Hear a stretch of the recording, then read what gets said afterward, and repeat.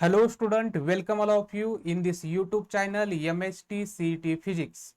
आपण HSC board 2022 साठी नवीन lecture series start केलेले आहे. ह्या लेक्चर सिरीज मध्ये तुम्हाला इयत्ता 12वी चे फिजिक्सचे जे 16 चॅप्टर आहेत त्या 16 चॅप्टरचे पूर्ण डिटेल व्हिडिओज पाहायला मिळणार आहेत. ह्याच्या अगोदरचा लेक्चर नंबर 1 चा व्हिडिओ YouTube वरती अपलोड केलेला आहे.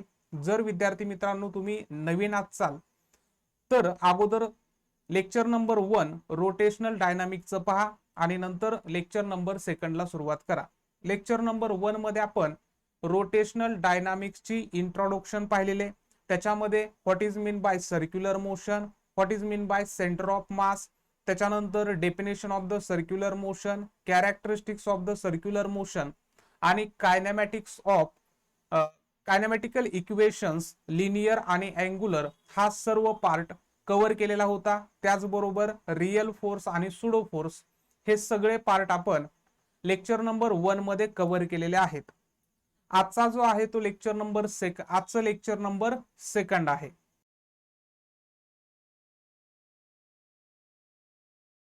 रोटेशनल डायनामिक्स मध्ये पहिल्यांदा आता लेक्चर नंबर 2 मध्ये आपण पाहणार आहोत रेडियस वेक्टर. आपण कोणाला म्हणणार आहे? सर्क्युलर मोशनची डेफिनेशन आपण पाहिलेली आहे. Motion of the particle along circumference of circle is called circular motion. Consider करा पार्टिकल सर्क्युलर मोशन करतोय आणि हा आहे सेंटर. ज्यावेळेस पार्टिकल सर्क्युलर मोशन करतोय आणि तो विथ रिस्पेक्ट टू टाइम प्रत्येक वेळेस पार्टिकलची पोझिशन चेंज होते. सपोज टाइम t1 असताना पार्टिकलची पोझिशन ए आहे. त्याच्यानंतर टाइम t1 पासून t झाला त्यावेळेस पार्टिकलची पोझिशन झाली बी. त्याच्यानंतर टाइम हा t3 झाला त्यावेळेस पार्टिकलची पोझिशन झाली 3. मग ज्यावेळेस पार्टिकल सर्क्युलर मोशन करत असताना त्याची जर गिवन इन्स्टंट ऑफ टाइमला पोझिशन काढायची असेल की पार्टिकल सर्कम्फरन्स वरती नेमका कुठं आहे हे जर आपल्याला फाइंड आउट करायचं असेल तर आपल्याला एका वेक्टरची गरज असते आणि त्या वेक्टरला आपण म्हणणार आहोत रेडियस वेक्टर. तर रेडियस वेक्टर आपण कसा ड्रॉ करतो? ज्यावेळेस पार्टिकल ए पोझिशनला असेल त्यावेळेस आपण एक रेडियस वेक्टर ड्रॉ करतो from the centre of the circle to the position of the particle. Centre आहे ओ, पोझिशन आहे ए, तर ओ टू ए आपण एक वेक्टर ड्रॉ केला आणि त्या वेक्टर आपण म्हणणार रेडियस वेक्टर, वेक्टर आर. ज्यावेळेस पार्टिकलनं पोझिशन बदलली ए टू बी गेला त्यावेळेस परत आपण एक वेक्टर ड्रॉ केला. कुठून केला? Vector draw from centre of circle to the position of the particle. Particle गेला सी पाशी त्यावेळेस परत ड्रॉ केला from the centre of circle to the position of the particle. मग हा जो वेक्टर आपण ड्रॉ करतोय सेंटर पासून पोझिशन पर्यंत त्याला म्हणायचं रेडियस वेक्टर. मग डेफिनेशन काय देता येईल आपल्याला त्याची? A vector draw from a vector drawn from centre of circle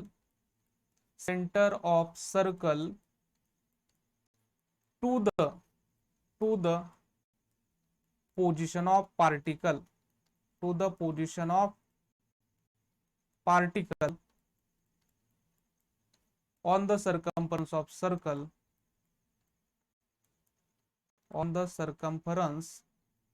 of circle is called radius vector. Simple definition समजली रेडियस वेक्टरची. आपल्याला खूप उपयोगी येणारे हा रेडियस वेक्टर. तर हा रेडियस वेक्टर आहे. मग मला सांगा रेडियस वेक्टर ही वेक्टर फिजिकल क्वांटिटी आणि मग त्याची डायरेक्शन, रेडियस वेक्टरची डायरेक्शन कुठून कुठं असणार आहे?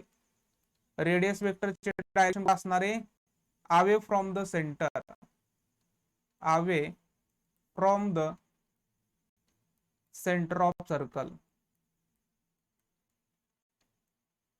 Away from the centre of the circle ही काय झाली? रेडियस वेक्टरची झाली डायरेक्शन. याचा युनिट काय असेल? रेडियस वेक्टरचं याचा युनिट काय असेल, तर रेडियस वेक्टर ही एक रेडियस आहे आणि रेडियसचं युनिट काय असतं, मीटर.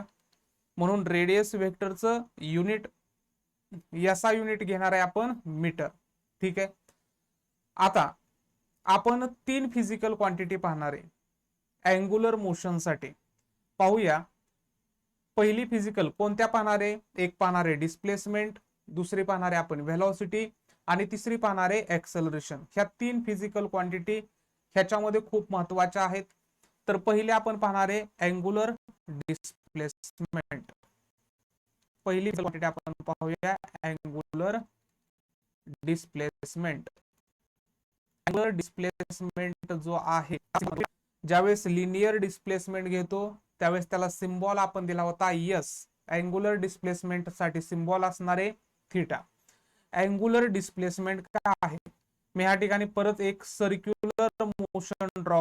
कन्सिडर करा हा एक सर्कल आणि particle along the circumference of circle in anti clockwise direction motion करतोय. सुरुवातीला पार्टिकल आहे ऍट पोझिशन ए ला. पोझिशन ए ला जर मी रेडियस वेक्टर ड्रॉ केला तर त्याला आपण म्हणणार आहे वेक्टर आर. ज्यावेळेस टाइम किती होता, 0 टाइम होता. त्याच्यानंतर टी एवढ्या टाइम मध्ये पार्टिकल ए पासून बी गेला. ज्यावेळेस पार्टिकल ए पासून बी पर्यंत गेला त्यावेळेस रेडियस वेक्टरने ऍट द सेंटर ऑफ सर्कलला जो अँगल कव्हर केला, जो अँगल डिस्क्राइब केला, त्या अँगलला आपण म्हणणार आहे अँगुलर डिस्प्लेसमेंट. सिंपल. आणि जर हे डिस्प्लेसमेंट जर स्मॉल असेल डेल्टा एस, तर हा जो अँगल डिस्क्राइब केलेला आहे तो डेल्टा थीटा. आता डेल्टा एस म्हणजे काय रे, डेल्टा म्हणजे स्मॉल डिस्प्लेसमेंट, एकदम स्मॉल. कुठून कुठं झाले बघा, परत एकदा मी दाखवतो. डिस्प्लेसमेंट एकदम छोटं झालंय. हे आहे पोझिशन आणि ही आहे बी पोझिशन. ह्याच्यापेक्षा पण स्मॉल ही बी पोझिशन. तर हा जो अँगल आहे त्याला आपण म्हणणार डेल्टा थीटा इथं असणारा. आणि हे जे डिस्प्लेसमेंट असणार आहे ते असणार आहे डेल्टा एस. आणि टाइम पण किती असेल, डेल्टा टी. छोट्या टाइम मध्ये, एकदम छोट्या टाइम मध्ये डिस्प्लेसमेंट छोटं झालं डेल्टा एस. आणि त्यावेळेस रेडियस वेक्टरने ऍट द सेंटरला जो अँगल डिस्क्राइब केला त्याला आपण म्हणतो अँगुलर डिस्प्लेसमेंट. मग ह्या अँगुलर डिस्प्लेसमेंटची डेफिनेशन काय आहे, तर पहा. Angular displacement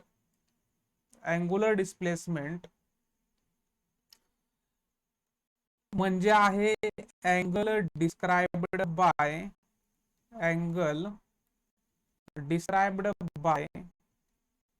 radius vector, angle described by radius vector at the center of circle, angle described by radius vector at the center of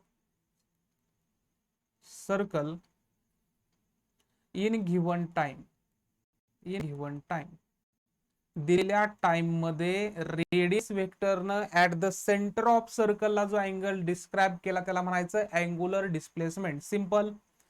आता एक फॉर्म्युला, अँगलचा फॉर्म्युला आपल्याला माहित होता. अँगलचा फॉर्म्युला आहे अँगल इक्वल टू असतो arc upon radius. Correct. Angle equal to काय आहे, आर्क अपॉन रेडियस आहे. आता इथं अँगल किती कव्हर केला, डेल्टा थीटा. आर्क किती आहे, delta S upon radius R. Arc ह्याला आपण आर्क म्हणणार आहे, आर्क ARC आर्क.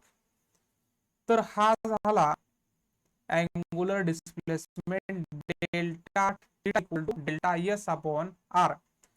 ह्याच्यावरूनच आपण डेल्टा एस इक्वल टू, आणि वेक्टर फॉर्म मध्ये ह्याचा असेल तर vector delta S equal to vector delta theta into vector R शकतो. हाच फॉर्म्युला आपण vector delta theta equal to vector delta S upon vector R असा पण लिहू शकतो. ओके. आता इथं अँगुलर डिस्प्लेसमेंट, इथं मी थीटा लिहिताना त्याच्यावरती एरो काढलेला नाही. का नाही काढलेला? तर तिथला जो अँगल आहे तो एक फायनाइट आहे, एक मोठा अँगल आहे. आणि जर अँगल हा बऱ्यापैकी मोठा असेल किंवा मोठा असेल तर तो आपण वेक्टर फॉर्म मध्ये लिहित नाही. पण इथं काय झालंय की ज्यावेळेस स्मॉल डिस्प्लेसमेंट झाले ए टू बी, त्यावेळेस इथं स्ट्रेट लाईन आपल्याला मिळते, स्ट्रेट लाईन. म्हणजे हे डिस्प्लेसमेंट झालेलं आहे, ए टू बी काय झालं? डिस्प्लेसमेंट. म्हणून इथं वेक्टर डेल्टा एस आहे. आणि त्यावेळेस असणारा जो अँगल आहे तो आपण वेक्टर डेल्टा थीटा असं लिहितो. आता ह्याच्यावरतीच आपल्याला एक relation between linear displacement and angular displacement असं लिहिता येईल. आता हा जो फॉर्म्युला लिहिला, हा फॉर्म्युला लिहिला आपण वेक्टर फॉर्म मध्ये. हा फॉर्म्युला आपण लिहिलेला आहे वेक्टर फॉर्म मध्ये. मी तर लिहितो, हा घेतलेला आपण वेक्टर फॉर्म मध्ये. आणि त्याच्यानंतर S equal to R theta हा जर घेतला तर हा असणार आहे रिलेशन बिटवीन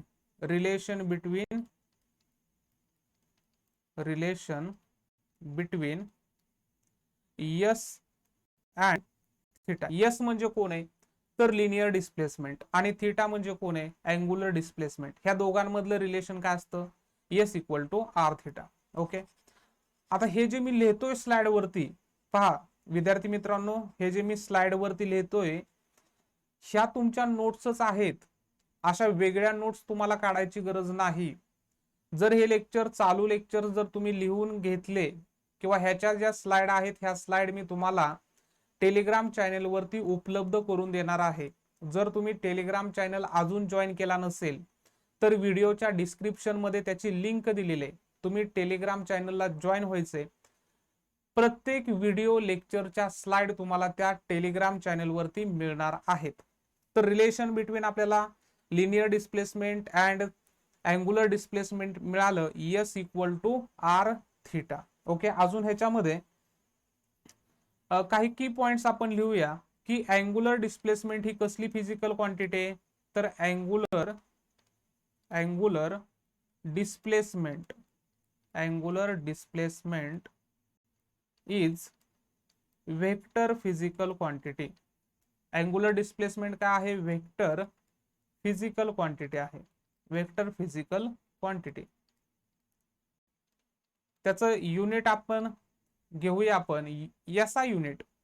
एसआय युनिट काय येईल? अँगुलर डिस्प्लेसमेंटचं एसआय युनिट काय येईल? SI unit of the angular displacement is radian. कारण अँगुलर डिस्प्लेसमेंट म्हणजे कोण आहे? अँगल. आणि अँगलचं युनिट काय असतं? रेडियन आहे. आणि ही वेक्टर फिजिकल क्वांटिटी आहे. ओके. तर हा पॉइंट झाला अँगुलर डिस्प्लेसमेंटचा. हा तुम्हाला क्लिअर झाला असेल. नेक्स्ट आपण पाहूया अँगुलर डिस्प्लेसमेंट नंतर नेक्स्ट फिजिकल क्वांटिटी आपल्याला स्टडी करायची आहे, ती म्हणजे आहे अँगुलर व्हेलॉसिटी. ही सुद्धा फिजिकल क्वांटिटी सिंपल आहे. परत एक कन्सिडर करूया सर्क्युलर मोशन. कारण आपल्याला माहिती आहे डायनामिक्स हा जो चॅप्टर आहे हा दोन पार्ट मध्ये. अर्धा पार्ट आहे सर्क्युलर मोशन, अर्धा आहे रोटेशनल. ह्या ठिकाणी पोझिशन ए, फायनल पोझिशन बी, सेंटर आहे ओ, रेडियस वेक्टर आर, कव्हर केलेला अँगल आपण घेऊया थिटा. इथं लिनियर डिस्प्लेसमेंट झालं ए टू बी ते झालं यस एवढं. ठीक आहे. अँगुलर व्हेलॉसिटी म्हणजे काय? व्हेलॉसिटीचा फॉर्म्युला काय माहिती आहे? Displacement upon time. तर अँगुलर व्हेलॉसिटी म्हणजे असणार आहे अँगुलर डिस्प्लेसमेंट अपॉन टाइम. म्हणजे आपण काय म्हणू शकतो? The ratio of the angular displacement with respect to time is called the angular velocity किंवा rate of change of angular असं म्हणूया आपण. ठीक आहे. हे सोयीचं पडेल. आपण म्हणूया rate of change of angular displacement.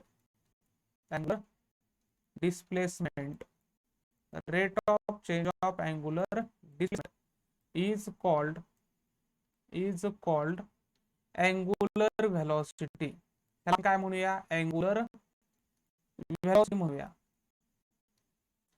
मग ह्याचा फॉर्म्युला काय येईल? अँगुलर व्हेलॉसिटीचा फॉर्म्युला.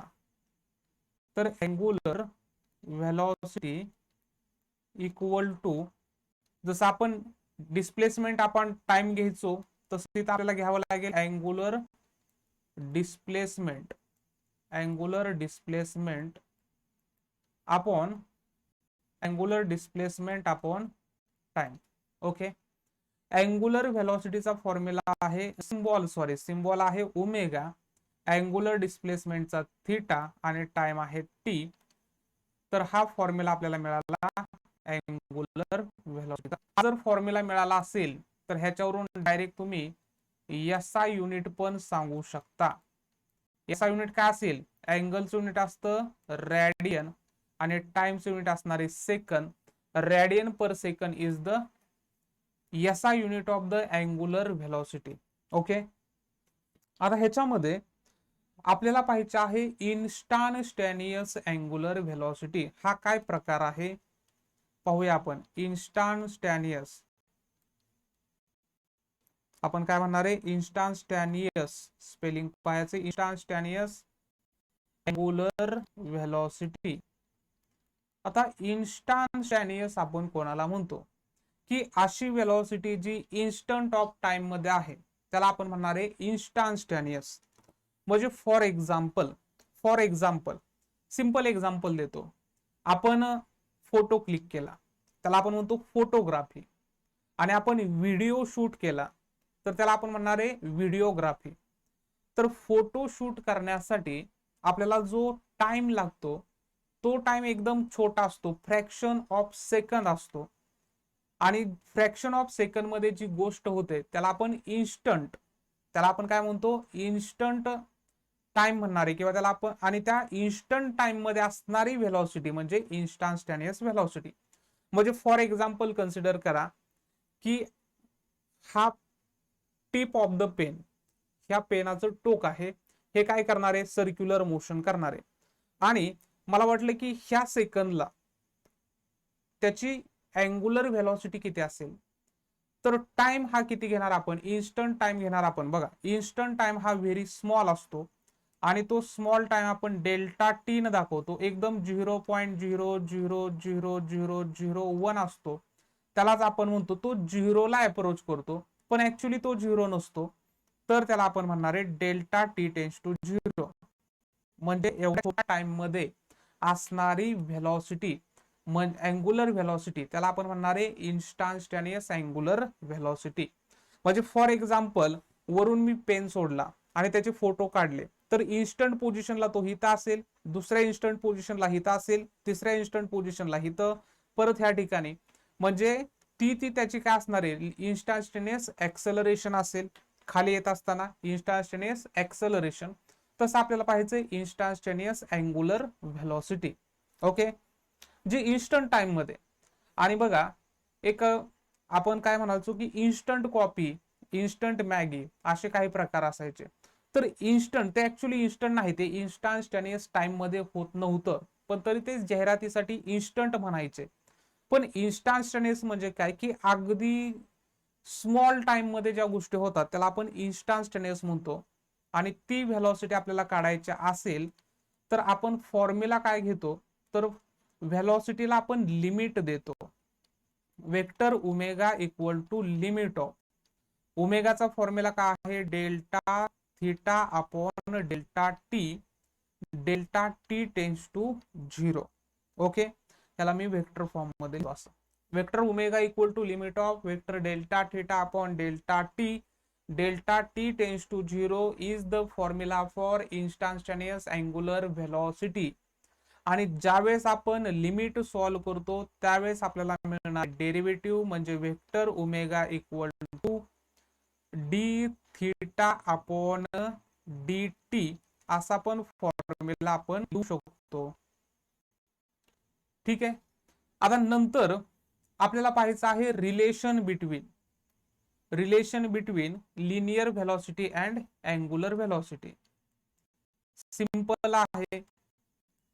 जसं linear displacement and relation between असं म्हणतो मी व्ही अँड ओमेगा. व्ही म्हणजे काय आहे? Linear velocity. ओमेगा म्हणजे आहे अँगुलर व्हेलॉसिटी. तर ह्यांच्यामधलं रिलेशन असतं V equal to R omega. V equal to R. हे कशामध्ये लिहिलं आपण? हे लिहिलं स्केलर फॉर्म मध्ये. हे लिहिलं आपण. ह्यालाच जर वेक्टर फॉर्म मध्ये लिहायचं असेल तर vector V equal to vector omega cross. आता स्केलर मध्ये लिहिताना आर ओमेगा का लिहिलं आणि वेक्टर मध्ये लिहिताना ओमेगा क्रॉस आर का लिहिलं, ह्याचं एक्सप्लेनेशन मी नंतर देणार आहे, ज्यावेळेस आपण सगळ्यांच्या डायरेक्शन्स पाहणार आहे त्यावेळेस. तर हा फॉर्म्युला आपण लिहिला वेक्टर फॉर्म मध्ये. हा फॉर्म मध्ये ओमेगा जो आहे ही वेक्टर फिजिकल क्वांटिटी, म्हणजे आपण नोट्स मध्ये लिहू शकतो it is a vector physical quantity. Angular velocity is vector physical quantity. ही वेक्टर फिजिकल क्वांटिटी आहे. त्याचबरोबर ह्याचं आपण एसआय युनिट काय लिहू शकतो? SI unit of omega. Omega म्हणजे अँगुलर व्हेलॉसिटी. फॉर्म्युला आहे ओमेगाचा फॉर्म्युला आपण काय काढला? थीटा अपॉन टी म्हणजे radian per second. Okay, actually आपण लिहिलेलं होतं अगोदरच रेडियन पर सेकंड. तर मग ह्याचे डायमेन्शन्स काय असतील? डायमेन्शन्स रेडियनला डायमेन्शन असतात का रे? रेडियनला डायमेन्शन नसतात. अँगल ही डायमेन्शनलेस फिजिकल क्वांटिटी आहे. अँगल ही डायमेन्शनलेस फिजिकल क्वांटिटी आहे. ओके, म्हणून इथं डायमेन्शन्स फक्त असणार आहेत सेकंड. सेकंड म्हणजे टाइम, आणि तो वरती आला तर होईल मायनस, म्हणून 0 in length, 0 in mass and -1 in time. हे झाले dimensions of the angular velocity. Okay, angular व्हेलॉसिटीचा पॉइंट क्लिअर झाला. वेक्टर आहे. आता अँगुलर व्हेलॉसिटीची डायरेक्शन, हे सगळ्या डायरेक्शन्स आपण एकाच स्लाइड वरती पाहूया. अँगुलर व्हेलॉसिटी नंतर आपण पॉइंट घेऊया अँगुलर डिस्प्लेस, अँगुलर एक्सेलरेशन. पुढचा जो पॉइंट आहे तो घेऊया आपण अँगुलर एक्सेलरेशन. ओके, अँगुलर एक्सेलरेशनचा, आणि ती सुद्धा वेक्टर फिजिकल क्वांटिटी, म्हणून मी लिहिणार आहे वेक्टर अल्फा. ओके, आपल्याला माहिती आहे एक्सेलरेशनचा फॉर्म्युला काय माहिती रे? Acceleration equal to change in velocity upon time. तर अँगुलर एक्सेलरेशन म्हणजे काय असणार आहे? Change in angular velocity with respect to time. म्हणजे ह्याची डेफिनेशन आपण काय म्हणू शकतो? तर डेफिनेशन म्हणू शकतो change in angular velocity, change in angular velocity with respect to time is called angular acceleration. त्याला आपण काय म्हणणार आहोत? Angular acceleration. मग फॉर्म्युला काय देता येईल अँगुलर एक्सेलरेशनचा? तर अँगुलर एक्सेलरेशनचा फॉर्म्युला बघा, angular acceleration equal to angular velocity किंवा चेंज इन अँगुलर व्हेलॉसिटी म्हटलं तरी चालेल, किंवा फक्त अँगुलर व्हेलॉसिटी म्हटलं तरी चालेल. चला मी लिहितो इथं change in angular velocity upon time. हा झाला फॉर्म्युला. अँगुलर एक्सेलरेशन आपण दाखवतो अल्फाने. चेंज इन अँगुलर व्हेलॉसिटी आपण omega two minus omega 1 final minus initial किंवा ओमेगा मायनस ओमेगा 0 असं पण घेऊ शकतो. चला आपण काल कायनामेटिकल इक्वेशन मध्ये ओमेगा आणि ओमेगा 0 टर्म घेतल्या होत्या, तर तो घेऊया. तर हा फॉर्म्युला, ह्यालाच आपण alpha equal to omega upon T असं पण लिहू शकतो. ओके, तर हा फॉर्म्युला झाला अँगुलर एक्सेलरेशनचा. अजून आपण इन्स्टंटेनियस अँगुलर एक्सेलरेशन कसं लिहिणार? नेक्स्ट पाहूया आपण इन्स्टंटेनियस अँगुलर एक्सेलरेशन. जसं आपण इन्स्टंटेनियस व्हेलॉसिटी पाहिलं, तसंच इन्स्टंटेनियस अँगुलर एक्सेलरेशन. तर असं एक्सेलरेशन जे इन्स्टंट टाइम मध्ये होतं, इन्स्टंटेनियस अँगुलर एक्सेलरेशन, तर ते काढण्यासाठी आपल्याला लिमिट द्यावं लागणार आहे. आणि लिमिट कोणाचं देतो आपण? टाइमचं. म्हणून vector omega upon delta T tends to 0 ही झाली इन्स्टंटेनियस अँगुलर ऍक्सलरेशन. ज्यावेळेस आपण लिमिट सॉल्व्ह करतो त्यावेळेस आपल्याला मिळणार आहे derivative vector D omega upon D. तर हा सुद्धा फॉर्म्युला झाला अँगुलर ऍक्सलरेशन साठी. ओके, आता मग आपण पाहूया अँगुलर ऍक्सलरेशनच्या वरती मी एरो लिहिलेला आहे, म्हणजे ही काय असणार आहे, it is a vector physical quantity. It is a vector physical quantity. आणि जर ही वेक्टर फिजिकल क्वांटिटी असेल तर त्याला डायरेक्शन असणार आहे. ती डायरेक्शन कशी दाखवणार आहे त्यासाठी एक रूल आपण पाहणार आहे, तो पाहूया नंतर. याचा युनिट काय देता येईल रे, याचा युनिट काय असेल, अल्फा आहे. ओमेगाचं युनिट काय असतं, रॅडियन पर सेकंड. बघा इथं ओमेगाचं युनिट काय असणार आहे, radian per second divided by second. म्हणजे काय झालं, radian per second square is the SI unit of angular acceleration. Dimensions काय होतील, डायमेन्शन्स ऑफ अँगुलर ऍक्सलरेशन. तर रॅडियनला डायमेन्शन नाहीत, फक्त टाइमला टी चे पॉवर 2 वरती आले तर झाली मायनस, म्हणजे 0 in length, 0 in mass, -2 in time is the dimensions of angular acceleration. Correct. आता ज्यावेळेस पार्टिकल, हा इम्पॉर्टंट टर्म आहे बघा, की लिनियर ऍक्सलरेशन, आपण लिनियर ऍक्सलरेशन इन कशामध्ये, acceleration in circular motion, linear acceleration in circular motion, किंवा त्याला आपण नेट ऍक्सलरेशन किंवा resultant acceleration in circular motion म्हटलं तरी चाललं असतं. पार्टिकल काय करतोय, एक circular in anti clockwise direction. आणि सपोज पार्टिकल हित आहे, ए पोझिशन आहे पार्टिकलची आणि O is the centre of the circle. तर ह्या ए पोझिशनला in the direction of the motion of the particle एक टँजेंट ड्रॉ केला तर तो टँजेंट आपल्याला दाखवतो वेक्टर एटी. त्याला आपण म्हणणार आहे टँजेन्शियल ऍक्सलरेशन. त्याला आपण कसलं म्हणणार आहे, हे असणार आहे टँजेन्शियल ऍक्सलरेशन. आणि दुसरं एक ऍक्सलरेशन असतं ते असतं रॅडियल ऍक्सलरेशन, ते असतं अलोंग द रेडियस. जे ऍक्सलरेशन अलोंग द रेडियस आहे त्याला आपण म्हणणार आहे रॅडियल. त्याला आपण काय म्हणूया, रॅडियल ऍक्सलरेशन. एक आहे टँजेन्शियल ऍक्सलरेशन, दुसरा आहे रॅडियल ऍक्सलरेशन. तर नेट ऍक्सलरेशन काय असतं, तर एक वेक्टर असा आहे बघा, एक वेक्टर असा आहे, एक वेक्टर असा आहे, तर रिझल्टंट मध्ये येणार आहे. तर हा दाखवतो मी, ए म्हणजे काय असेल, रिझल्टंट ऍक्सलरेशन. तर रिझल्टंट ऍक्सलरेशनचा फॉर्म्युला अशा केसमध्ये आपण काय घेतो, तर आपल्याला इथं रिझल्टंट ऍक्सलरेशन काढायचा असेल तर तो येणार आहे vector A equal to vector A T plus vector A R.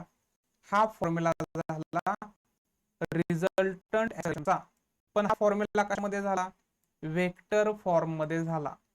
पण आपला जर resultant acceleration in scalar form मध्ये करायचा असेल तर mod of vector A equal to आपण घेऊ शकतो रूट ऑफ एटी चा स्क्वेअर प्लस ए आर चा square plus twice of A T into A R cos theta. Okay, हा फॉर्म्युला घेतो. पण कॉस थीटा हिथं किती, थीटा म्हणजे काय आहे, angle between the tangential acceleration and radial acceleration. आणि हे अँगल आहे 90 डिग्री. आणि कॉस 90 डिग्रीची व्हॅल्यू किती असते, कॉस 90 डिग्रीची व्हॅल्यू असते 0. 0 multiply two 80 into A R काय झाले 0. म्हणजे mod of vector A equal to root of 80 square plus A R square. हा फॉर्म्युला झाला इन स्केलर फॉर्म मध्ये. तर हे झालं रॅडियल. बघा, ज्यावेळेस पार्टिकल सर्क्युलर मोशन करतोय त्यावेळेस दोन प्रकारचे linear acceleration, along the tangent आणि अलोंग द रेडियस. आता जे अलॉंग द टँजेन्शियल आहे त्याला आपण म्हणतो टँजेन्शियल ऍक्सेलरेशन, आणि त्याचे फॉर्म्युले काय येतात? तर मी इथं लिहितो टँजेन्शियल ऍक्सेलरेशनचे फॉर्म्युले. तर जे रिलेशन बिटवीन लिनियर ऍक्सेलरेशन आणि अँगुलर ऍक्सेलरेशन आहे, म्हणजे vector A equal to R alpha, हे जे रिलेशन आहे, ए म्हणजे कोण आहे? Linear acceleration. अल्फा म्हणजे कोण आहे? Angular acceleration. तर ह्या दोघांमधलं जे रिलेशन दाखवतो त्यालाच आपण म्हणतो टँजेन्शियल ऍक्सेलरेशन. आणि ह्याला जर वेक्टर फॉर्म मध्ये लिहायचं असेल तर vector alpha cross vector R लिहितो. हे का लिहितो हे मी सांगणार आहे.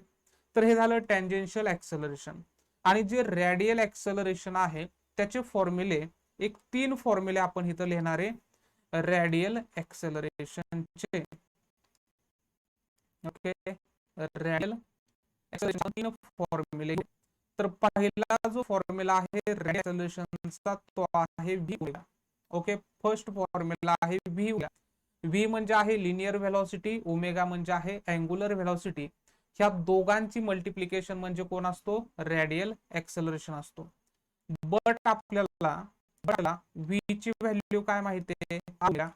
ती इक्वेशन 1 मध्ये केली तर आर ओमेगा इंटू ओमेगा काय होईल? R omega. तर हे झालं second formula of the radial acceleration along the radius.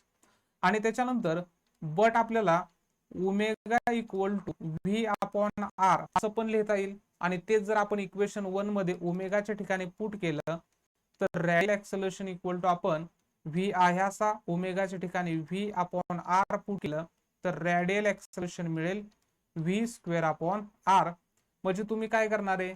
तर हा पहिला रॅडियल ऍक्सेलरेशनचा, हा दुसरा फॉर्म्युला रॅडियल ऍक्सेलरेशनचा, आणि हा तिसरा फॉर्म्युला रॅडियल ऍक्सेलरेशनचा. पण हे तिन्ही फॉर्म्युले मी लिहिताना स्केलर फॉर्म मध्ये लिहिलेत. वेक्टर फॉर्म मध्ये लिहायचे असतील तर मी काय लिहितो बघा, हा सेकंड फॉर्म्युला मी लिहितो वेक्टर फॉर्म मध्ये. Vector A R equal to minus R omega square into R cap, unit vector R cap.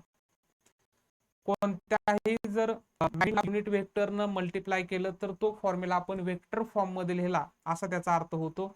आणि इथं मायनस साइन इंडिकेट काय करणार?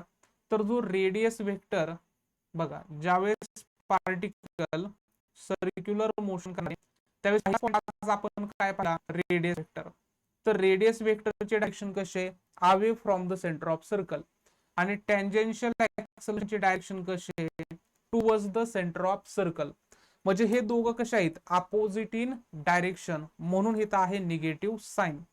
तसंच मी हा फॉर्म्युला जर वेक्टर फॉर्म मध्ये लिहायचा असेल तर minus V square upon R multiply unit vector R असं लिहू शकतो वेक्टर फॉर्म मध्ये.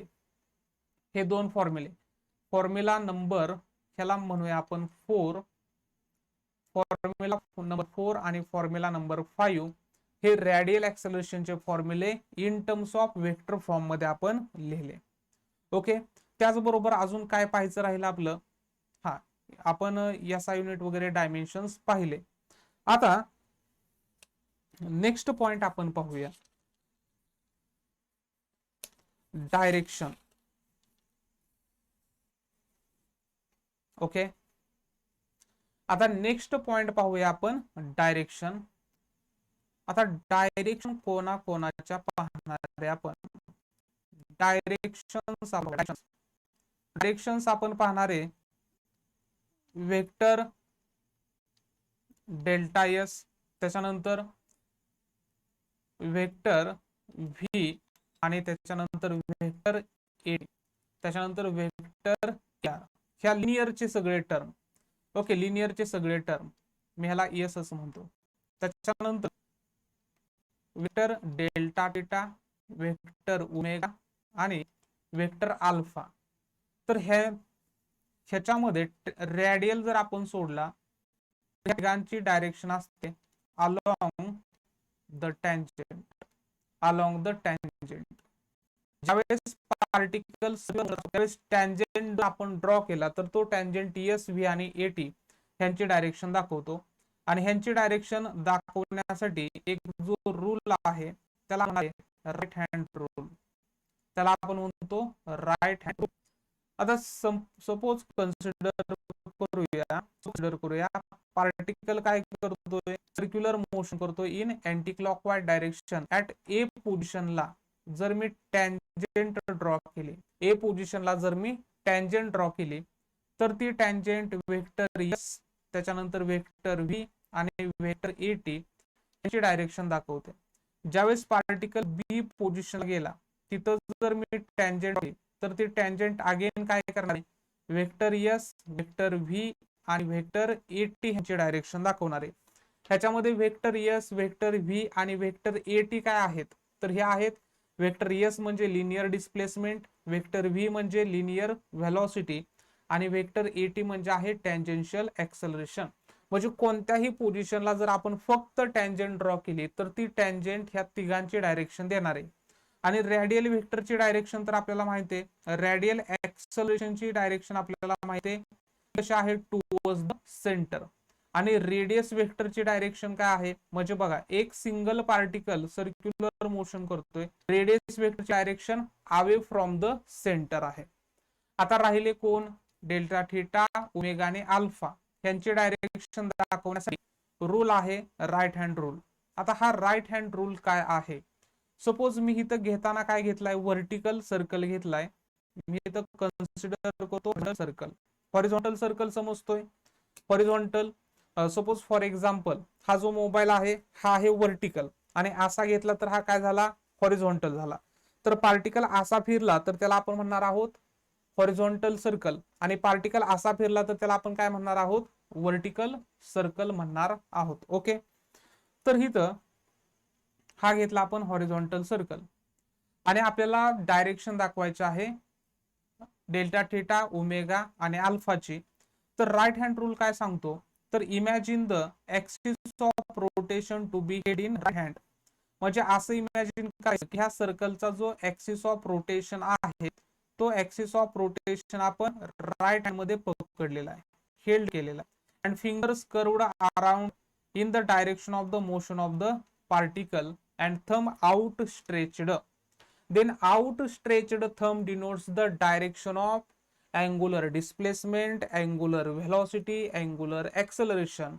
आणि ह्या ज्या कर्व्ड फिंगर्स आहेत ह्या असणार आहेत along the direction of the motion of the particle.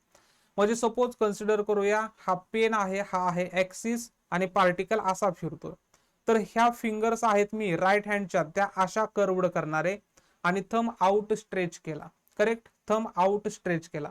तर ही थंबची डायरेक्शन म्हणजे काय असणार आहे, थंबची डायरेक्शन म्हणजे असणार आहे वेक्टर डेल्टा थीटाची डायरेक्शन, वेक्टर ओमेगाची डायरेक्शन आणि वेक्टर अल्फाची डायरेक्शन. म्हणजे विचार करा, ज्यावेळेस पार्टिकल फिरतोय त्यावेळेस त्याच्यापाशी किती फिजिकल क्वांटिटी आहेत आणि त्यांना किती डायरेक्शन वेगवेगळ्या आहेत. म्हणून तर आपण सर्क्युलर मोशन हा टॉपिक पाहतोय ना, की त्याच्यामध्ये एवढ्या जास्त टर्म आहेत. ओके, तर हे झाले डायरेक्शन्स, सगळ्याच्या डायरेक्शन्स तुम्हाला समजल्या. आता ह्याच्यामध्ये पण एक स्पेशल केस आहे की दोन अशा स्पेशल केस घेऊया.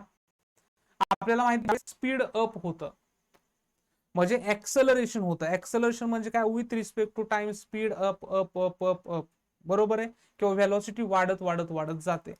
अशा वेळेस काय होतं, ज्यावेळेस स्पीड अप असतं त्यावेळेस ओमेगाची डायरेक्शन होती पण अल्फाची direction along the angular velocity असते. कधी, ज्यावेळेस स्पीड अप होणार आहे त्यावेळेस स्पीड वाढत जाणार आहे पार्टिकलचं, आणि ज्यावेळेस स्पीड डाऊन होणार आहे, ज्यावेळेस स्पीड डाऊन डायरेक्शन, ज्यावेळेस स्पीड डाऊन होणार आहे त्यावेळेस वेक्टर तर according to the right hand thumb rule वरती असणार आहे, पण अल्फाची डायरेक्शन मात्र असते अपोजिट टू द ओमेगा. हे कधी असणार आहे, हे असणार आहे स्पीड डाऊन होत असेल त्यावेळेस, स्पीड कमी होत असेल त्यावेळेस. स्पीड वाढायला लागलं, वेक्टर अँगुलर व्हेलॉसिटीचा वेक्टर आणि अँगुलर ऍक्सलरेशनचा वेक्टर सेम डायरेक्शनला, आणि स्पीड डाऊन व्हायला लागलं तर अँगुलर व्हेलॉसिटी आणि अँग्युलर ऍक्सलरेशन ह्या दोघांचे वेक्टर कसे असणार आहेत, अपोजिट इन डायरेक्शनला. पण ह्या ज्या डेल्टा थीटा असेल, ओमेगा असेल आणि अल्फा असेल, ह्यांची डायरेक्शन प्लेनला कशी आहे, परपेंडिक्युलर, प्लेनला आहे परपेंडिक्युलर. ओके, तर डायरेक्शन मध्ये आता कोणताही डाऊट तुम्हाला राहिला नसेल. आणि अजून मी तुम्हाला सांगणार होतो की ज्यावेळेस आपण रिलेशन पाहतो बघा, रिलेशन आपण लिनियर डिस्प्लेसमेंट आणि अँग्युलर डिस्प्लेसमेंट मध्ये असं पाहिलं. Linear velocity and angular velocity मध्ये R omega, linear acceleration and angular acceleration R alpha पाहिलं. पण हेच ज्यावेळेस आपण वेक्टर फॉर्म मध्ये येत असताना vector S equal to vector delta theta, actually तर काय लिहिला पाहिजे आपल्याला, वेक्टर फॉर्म मध्ये लिहित असताना हे तर लिहितो vector delta S equal to vector delta theta multiply vector R लिहितो. ठीक आहे, वेक्टर फॉर्म मध्ये लिहिताना आपण vector omega cross vector R लिहिलं आणि वेक्टर ए लिहिताना vector alpha cross vector R लिहिलं.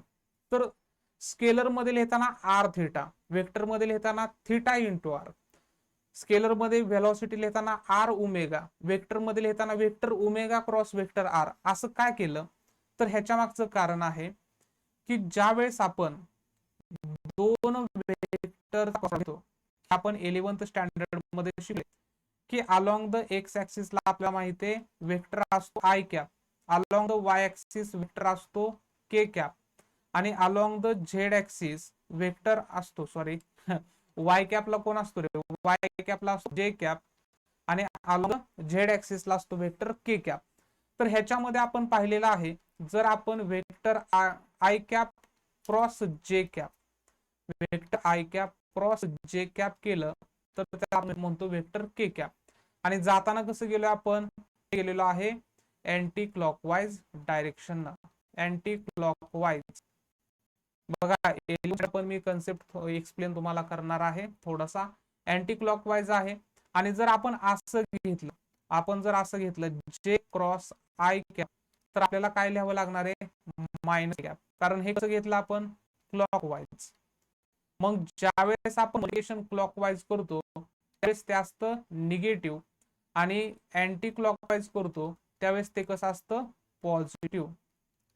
आता कन्सिडर करूया हॉरिझॉन्टल सर्कल आहे, हिता आहे आणि पार्टिकल अँटी क्लॉकवाईज मोशन मध्ये फिरतोय, म्हणून ही टँजंट आहे ती वेक्टर ओमेगाच्या असेल आणि रेडियस वेक्टरची direction away from the centre असते, म्हणजे रेडियस वेक्टर असेल तर थोडस दाखवताना मी असं दाखवतो, असा टँजंट तो वेक्टर आणि ह्यांच्यामधला अँगल 90 डिग्री. तर ह्यांना एक परपेंडिक्युलर येणार आहे, तो कोण असणार आहे, ओमेगा कोण असणार आहे, तर अँग्युलर व्हेलॉसिटी. तर वेक्टर व्ही जर आपल्याला पॉझिटिव्ह पाहिजे असेल तर आपल्याला ओमेगा आणि आर ह्यांचं रिलेशन, ह्यांचं मल्टिप्लिकेशन घ्यावं लागेल अँटी क्लॉकवाईज. आणि मग अँटी क्लॉकवाईज घेत असताना इथं ओमेगा बरोबर आहे वरती आहे, सॉरी ओमेगा जर पॉझिटिव्ह घ्यायचा असेल आपल्याला,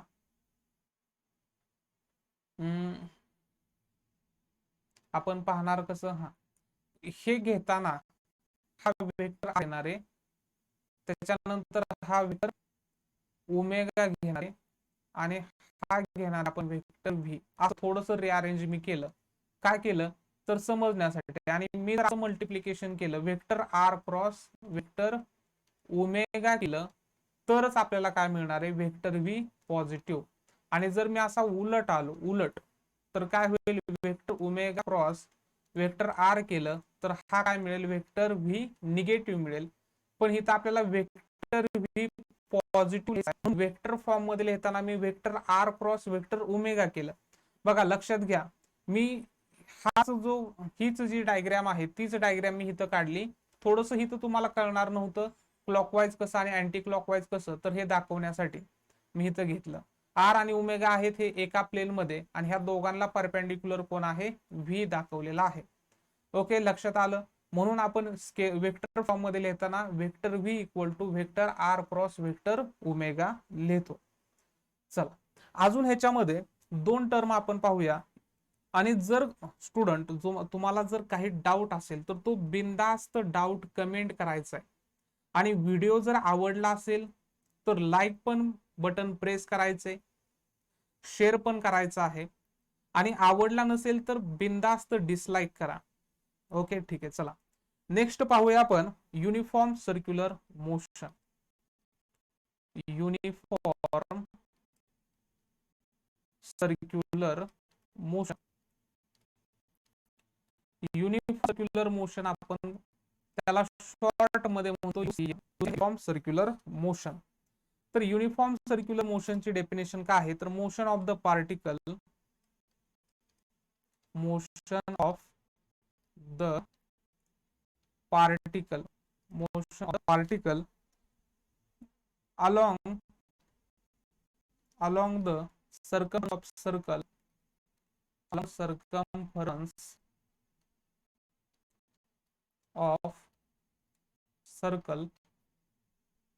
along the circumference of circle with constant speed,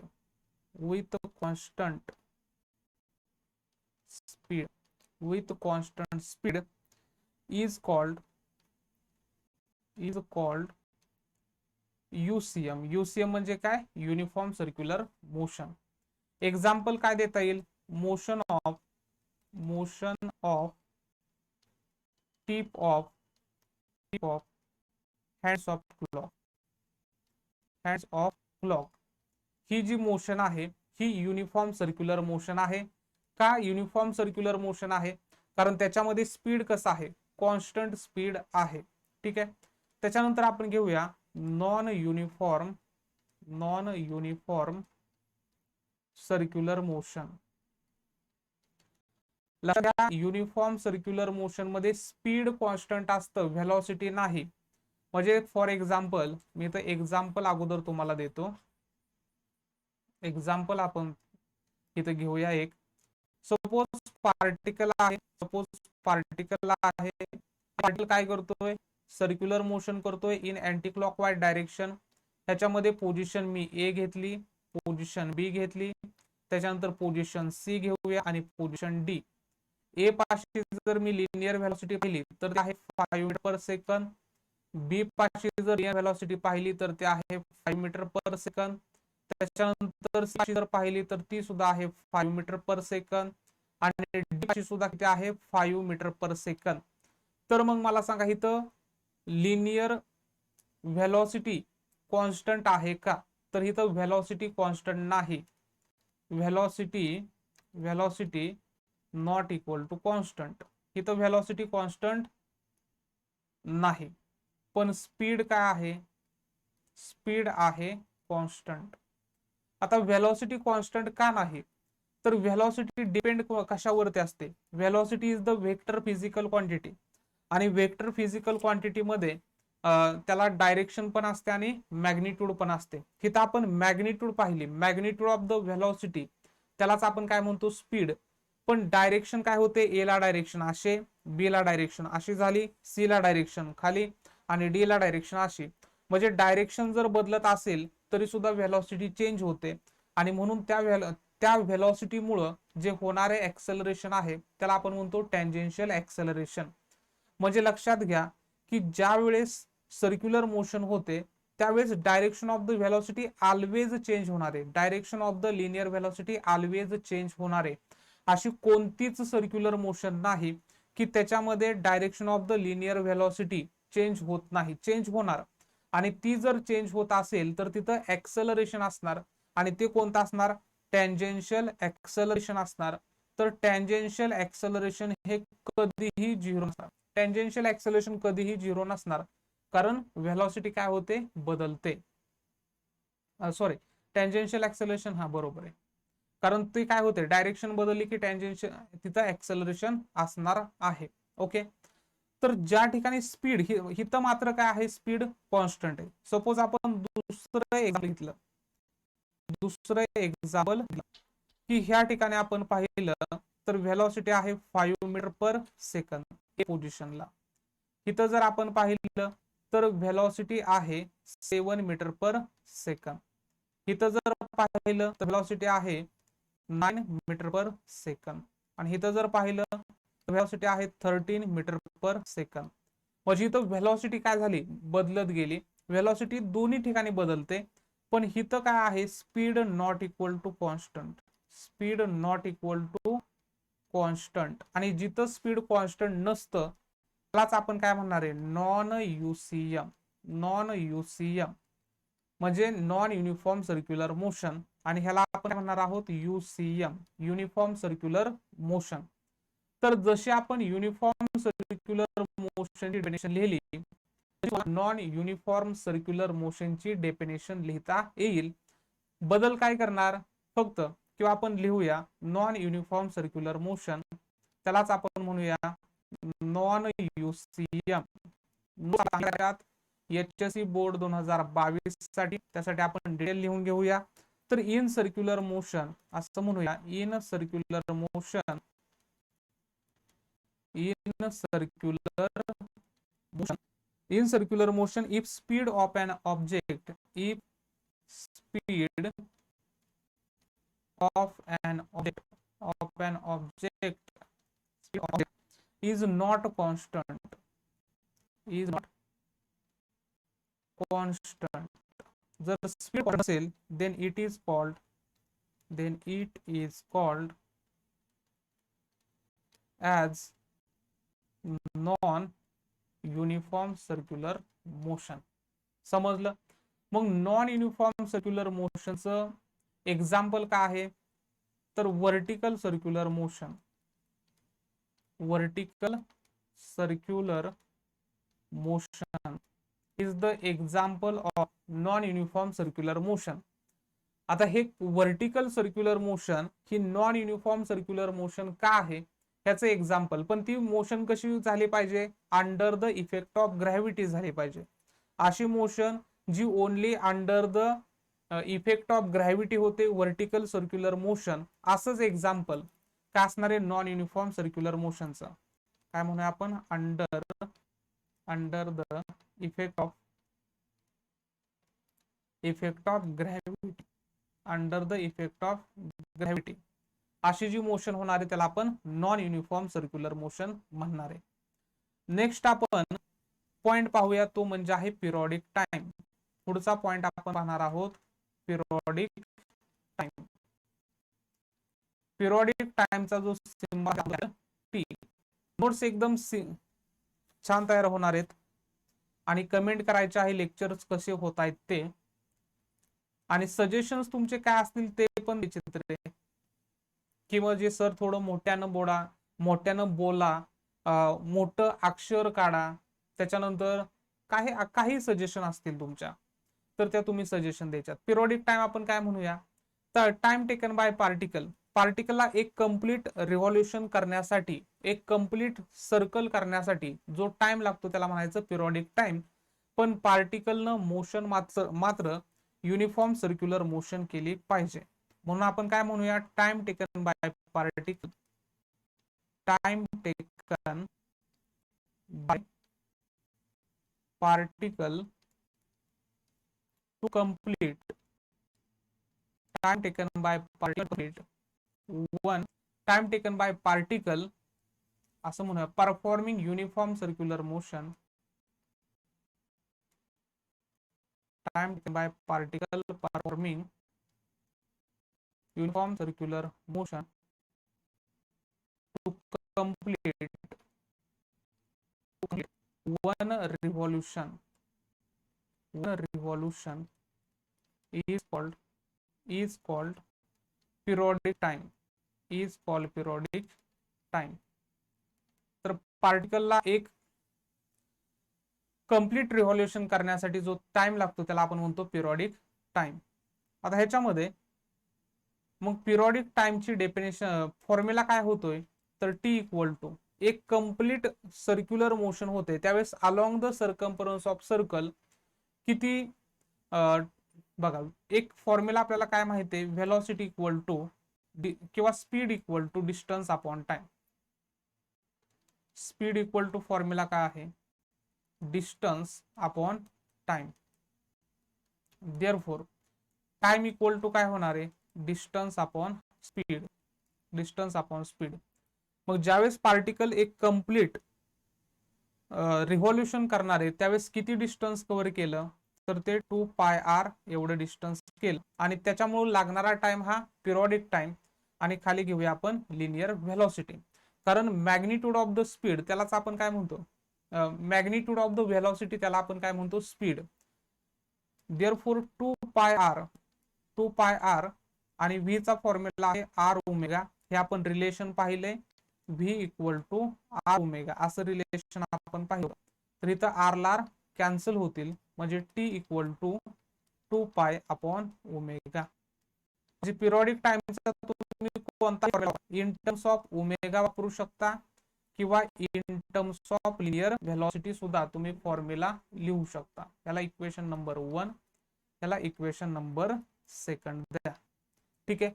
त्याच्यानंतर आपण ह्याचं SI युनिट. SI युनिट काय असेल, तर ते असणारे सेकंद. SI युनिट काय असेल, सेकंद असेल. आणि डायमेन्शन्स काय असतील, डायमेन्शन्स, तर डायमेन्शन्स असणार आहेत 0 in length, 0 in mass, 1 in time is the dimensions of periodic time. आता पिरियॉडिक टाइम आला की आपण लगेच फ्रिक्वेन्सी पण पाहणार आहोत. फ्रिक्वेन्सी, फ्रिक्वेन्सी कोणाला म्हणणार आहे, frequency, frequency of revolution, the number of revolutions आपण म्हणूया, number of revolutions, the number of performed by particle, performed by particle performing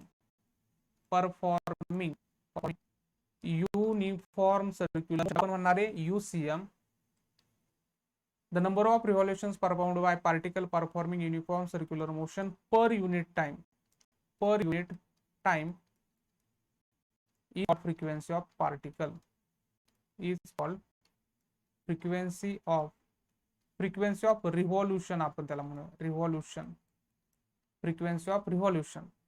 तर फ्रिक्वेन्सी आणि पिरियॉडिक टाइम ह्यांच्यामधलं रिलेशन काय असतं, तर कॅपिटल टी असतं. टी चा फॉर्म्युला काय पाहिला आपण, 2π अपॉन ओमेगा पाहिला, आणि हा गेला वरती तर ओमेगा अपॉन 2π असा फॉर्म्युला लिहू शकतो. त्यावरून आपण ओमेगाचा फॉर्म्युला नवीन लिहू शकतो, 2πn, 2πn असा ओमेगा फॉर्म्युला लिहू शकतो. तर ही झाली फ्रिक्वेन्सी. तर फ्रिक्वेन्सीचं SI युनिट काय असेल, तर फ्रिक्वेन्सीचं SI युनिट आपण घेतो हर्ट्स. हर्ट्स सिम्बॉल मध्ये घेतलं तर capital H small z, hertz. किंवा ह्याचं युनिट आपण RPM रिव्होल्यूशन्स पर मिनिट पण घेऊ शकतो, किंवा RPS रिव्होल्यूशन्स पर सेकंद असं पण घेऊ शकतो. ओके. तर ही झाली फ्रिक्वेन्सी. आणि ह्याचे डायमेन्शन्स काय येतील, डायमेन्शन्स येतील 1/t आहे ना, टी वरती गेला तर मायनस झाला, म्हणजे 0 in length, 0 in mass, -1 in time. हे झालं फ्रिक्वेन्सी ऑफ द रिव्हॉल्यूशनचे डायमेन्शन्स. ओके. तर फ्रेंड्स, आजचा व्हिडिओ आपण ह्या ठिकाणी स्टॉप करतोय. व्हिडिओ कसा झाला एकदा कमेंट करून कळवा. आवडला असेल लाईक बटन प्रेस करा, आणि हा व्हिडिओ तुम्ही तुमच्या मित्रांपर्यंत शेअर करा. आपण मॅक्झिमम पॉसिबिलिटी अशा आहे की खूप प्रयत्न मी करणार आहे की रोजच्या रोज तुम्हाला रोज एक नवीन व्हिडिओ तुम्हाला थेरॉटिकल थेरीचा मिळेल, आणि तुम्हाला जी थेरी आहे, थेरीचा अभ्यास आहे तो कंटिन्युअस तुमचा राहील असा माझा प्रयत्न असणार आहे. त्याच्यासाठी तुमचा सपोर्ट असणं खूप महत्वाचं आहे. तर नेक्स्ट लेक्चरला आपण खूप इंटरेस्टिंग पार्ट पाहणार आहोत, centripetal force and centrifugal force, आणि त्याचे ऍप्लिकेशन्स आणि त्याच्या स्पेशल केसेस पाहणार आहोत. तर भेटूया आपण पुढच्या व्हिडिओला.